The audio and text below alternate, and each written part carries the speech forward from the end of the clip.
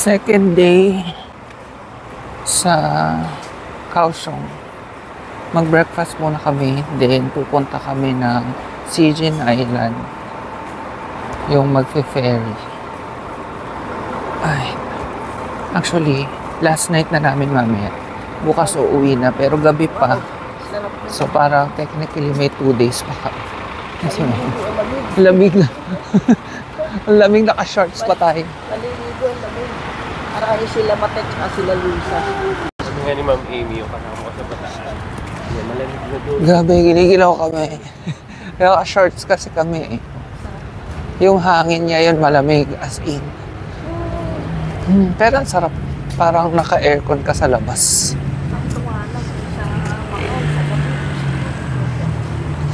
Malamig na.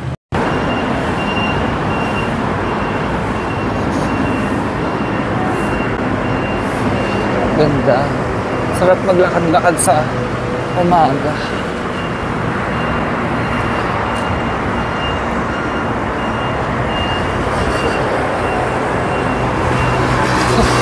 Lumalakas yung hangin ah.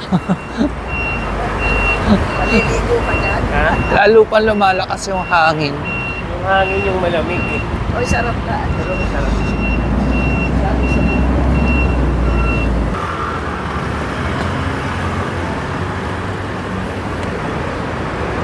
Tama ito, bumili siya nila pero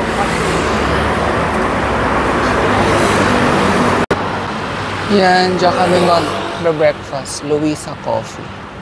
Sikat daw yan dito sa Taiwan. Marami silang branches. Mura kasi. Local coffee shop.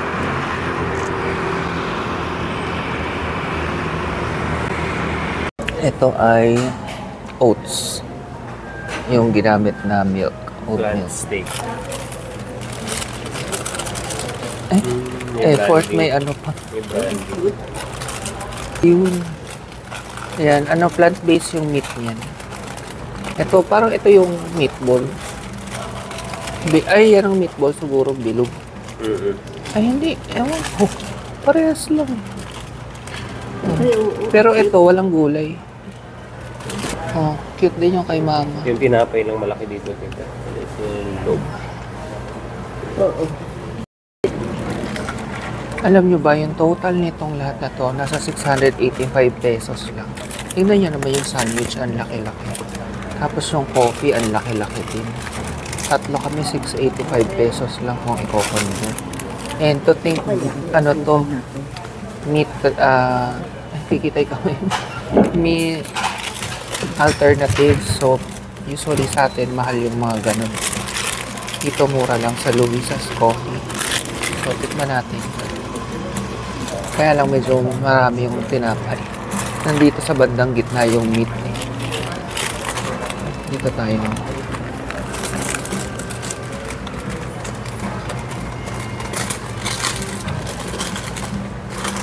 Hindi ko pa nalalasahan yung meat. Ayun pa lang eh. So yung tinapay niya tasty. Pero masarap po. Masarap naman. Ito din po.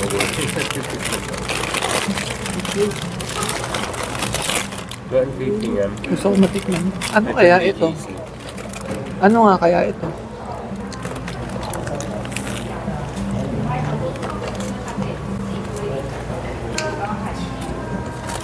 Lasa siyang ano, Burger King. Yung meat niya. Kung natikman niya yung plant-based na Burger King, ganito yung lasa. Ito pala kukuha ko. Okay, may cheese pool. Tikman na natin yung coffee. Yung ano nila, logo nila, babae din. Parang sa Starbucks. Pero yan si Luisa. Yung sa akin ay cafe latte na oats. Oatmeal. Oh my God, ang sarap nga ng kape. Wala silang tissue. Ito yung ano namin. Ito na yung favorite ko sa Taiwan. Ang sarap ng kape nila. As in. Ayan, nasa MRT na uli kami. Nagpa-load kaming 100. Hanggang bukas na yan. Magagamit din to pa airport. Pero walang view sa bintana kasi underground to eh. Kaya laging madilim lang yung bintana. So nakababa na kami and para makapunta dun sa pier, tayo ay sa exit 2.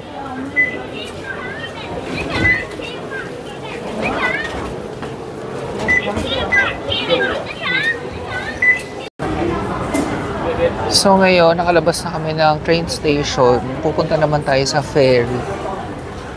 Masyado bang malayo? Hindi naman. Ma! Ito na.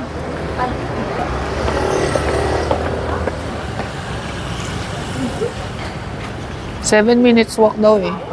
Ilang meters? 650. Kaya? 650 meters. Ang Lalakarin. Gano'ng kalaki kahalayo? Yan. Ito yung lalakarin papuntang pier. Ang ganda rin. Parang feeling ko nasa Japan ako. Ay, lalo na yung mga ganitong sasakyan, mga K-cars. May pagka-Japanese vibes. Ready na tayo ng gamit.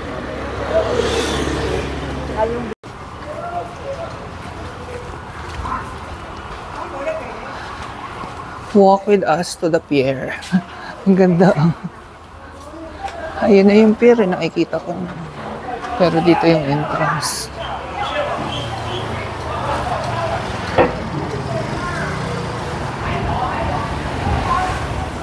Yan ang itsura. Ganda, no? Kahit may mga nakapark sa gilid, maayos pa rin tingnan.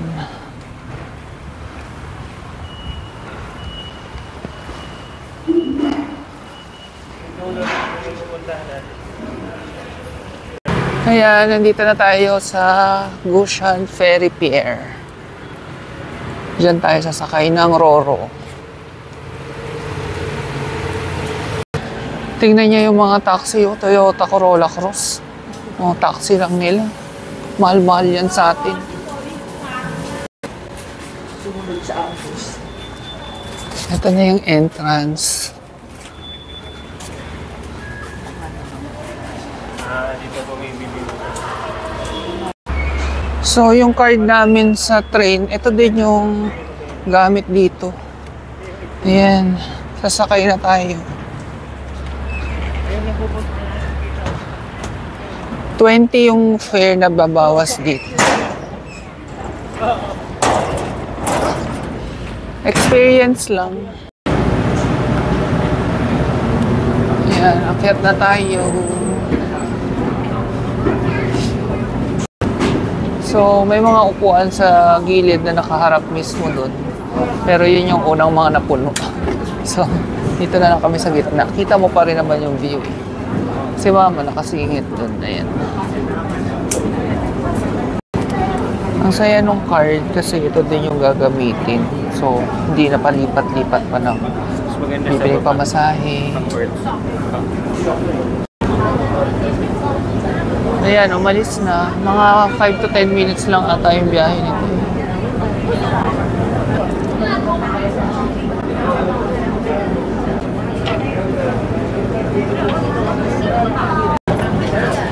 Ayan, nakarating na kami. Wala pang 5 minutes. Ang bilis. Ayan na yung pupuntahan namin. Sijin Island. 2 minutes lang. Kaya nga eh. Hindi man lang uminit yung puwet ko sa upuan. Dali lang.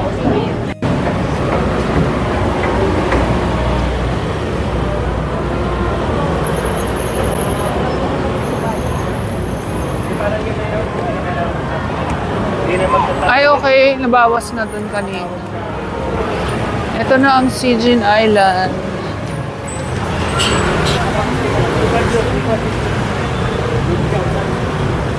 Ito yung mga nire-rentahang bike. Ang cute. Magre-rent nga tayo yung mami.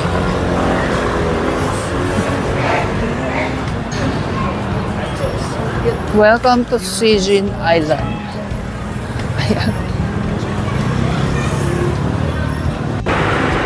So, maraming kainan. Ito pang marami. 300 meters na yun. 350. O sige, mamaya na lang tayo mag-rent ng bike. Tambay muna kami sa beach. Pero yan, maraming kainan dito. Mamaya dito kami magla-lunch. Station pa yun.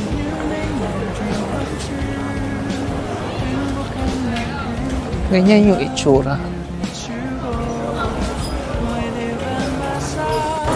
Ito yung sabi ko sa inyo, yung kamatis. Street food nila.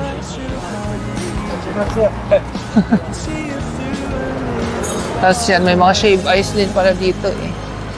Mamaya kain kami.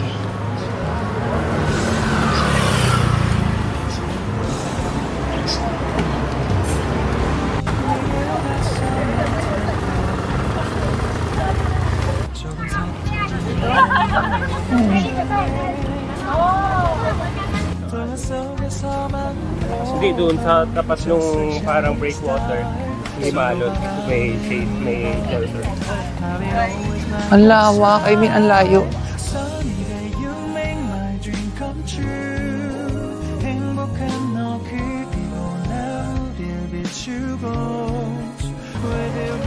So, ayan, ang daming shower room.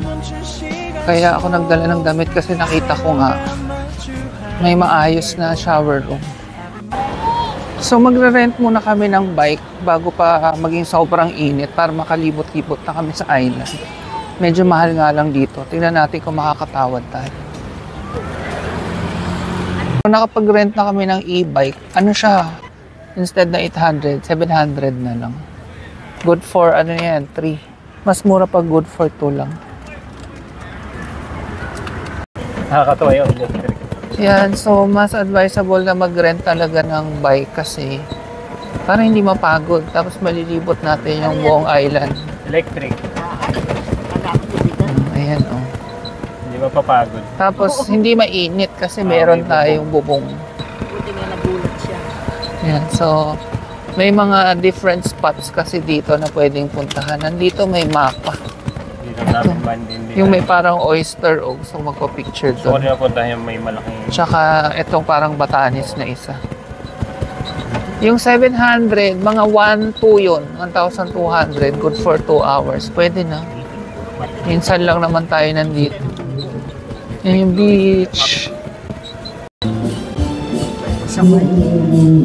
May nagbibidyoke din pala dito. Kaya po. Pasay ako eh. Pasay. Sa Mawa. Dito. Ang ganda. Ang ganda nung ano, kasi mapuno. May tsaka may breeze. May mga beach kasi na walang kapuno-puno eh. Ito yung dinadaanan namin. At least, hindi tayo napapagod maglakad. Ang layo din yan, no? Malaki yung Kung hindi isla. nagre-rent. Naman. Sabihin nyo lang ha, pag titigil tayo. Pag may mga ano, picture spot, Saan galing may reverse yung ano, yung bike. yung bike. So, ito ang aming first stop. Anong tawag dito? Rainbow Arc? Rainbow something. Ito siya. Dami nga lang turista.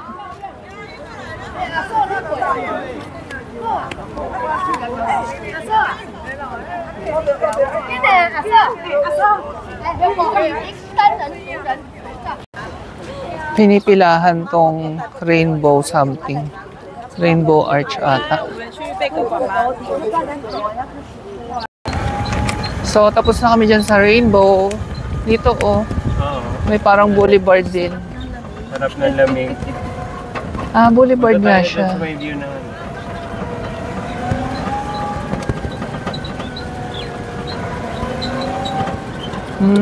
Lapit sa dagat.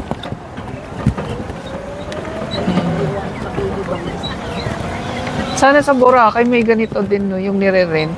Pwede para hindi na maglalakad. Oo, dagdag kita din nila yun. Kasi electric naman. Mamaya doon tayo magabay. May something din. Ay, nag-ano sila parang para sailing. Eh, pwede dumaan dito. Yan tayo dadaan. Pero parang sarado pa. Ay, bukas na. May ano na rin. Oo, maganda. Pero yung ganito na pwede mag-rent perfect sa turista. Ah. Ito na yung malaking oyster. May MRT na rin. Yan. Ano bang tawag dito? Hindi na abutan ni... Yan, pila-pila din tayo dito. Para siyang cone. Conifer. Parking. Parking. So yan, para makapagpa-picture, kailangan natin pumila. Konti lang naman. Hindi siya yung kagaya sa iba na sobrang daming turista. Yan, tapos ito na yung beach. Oh. Ganda. Yan, so nakapagpa-picture na kami dun sa oyster. Layo. Eh kasi yung oyster yung kinukuhanan ko. Sabagay, oh. Pag inano ko sa'yo, hindi makikita yung oyster. Hindi masyado. Yung loob lang makikita. Oo. Yan ba ang talisay? Talisay yan tita. Pero maliliit. Hindi pa malaki. Ayun, medyo maliit. Oo nga, no? Pwede mag-camping. Oo, pwede. Ay, oo, ito. Campsite pala to. Yan sa gabi. Ayun, maganda doon. Kita Kung mo yung matagal-tagal tayo, pwede tayo mag-camping. dagat. Maganda doon. Kita yung dagat. O, yung gusto maligo sa gabi, camping. Ganda. May kita sila, ha? Ito, may view.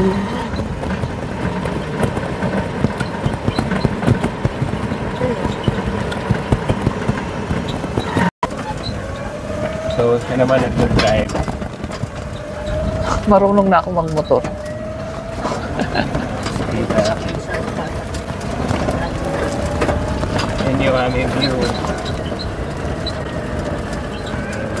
Dito lang kami sa gilid para may mga view. So, mga dumadaan-daan yung mga ano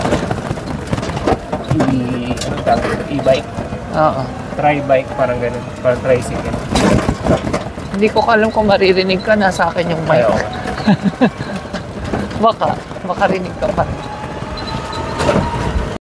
Next stop namin si Jean, Tunnel of Stars. Ayan. Masakit sa balat yung araw, ha. Medyo mainit na rin. So ayan, pasok na tayo. May mga ano pala sa taas, pailaw. Ganda. May pailaw. Ayan, lumiwanag pa. Kaya pala, ay pero mas maganda yung kanina. Yung may ano. May dilim. Yung iba-ibang ilaw kanina. Ayan, nagtatalo.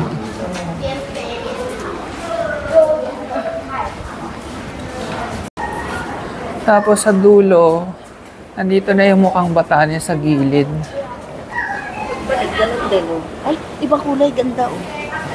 O iba-iba nga eh. Ito na yung mukhang Batanes sa gilid. Yung sinasabi ko.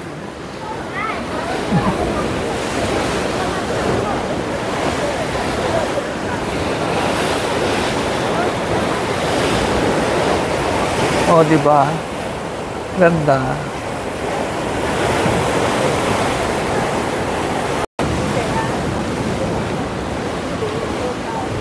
Ganda. Sama ka.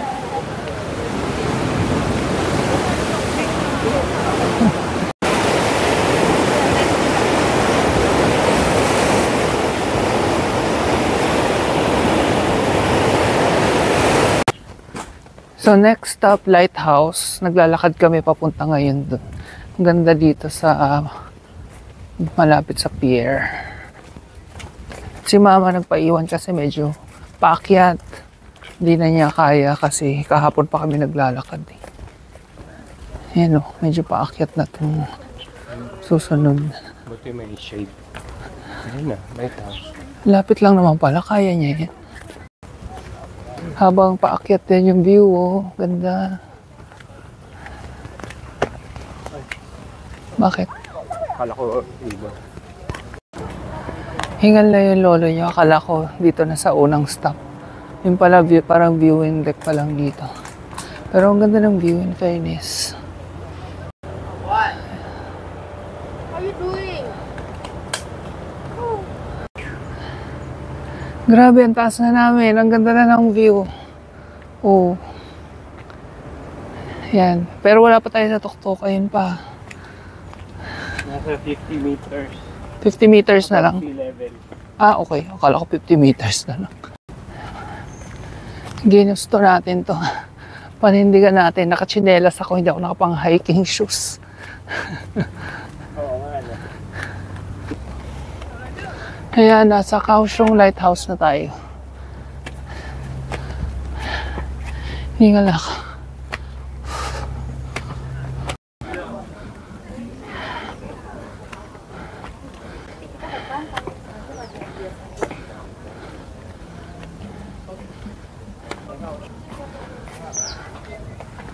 May something sa loob. Ah, okay. Ah, museum. So, hindi pwedeng umakyat.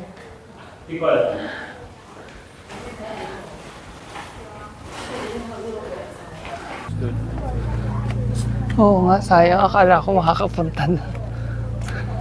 So, hindi tayo makakaakyat dun. Dito lang, may viewing deck naman dito eh. Oh, ganda.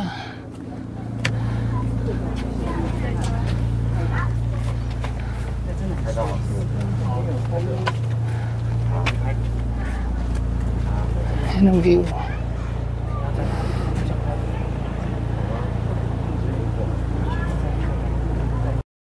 We made it to the top. Wow. Ayan na. Hindi na tayo sa taas.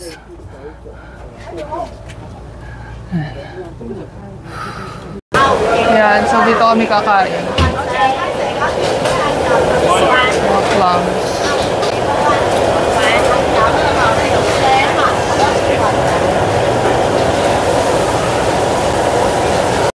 Haggard na nga eh.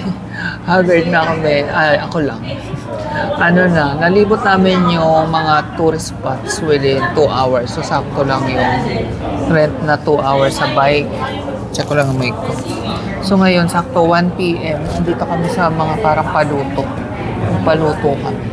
Meron kami in order na halaan, shrimp, squid, tsaka yun lang, rice. Mas mura yung seafood sa Bali. Sa Bali. Ito, ang bilis yung dumating. Wala pang 5 minutes, ano.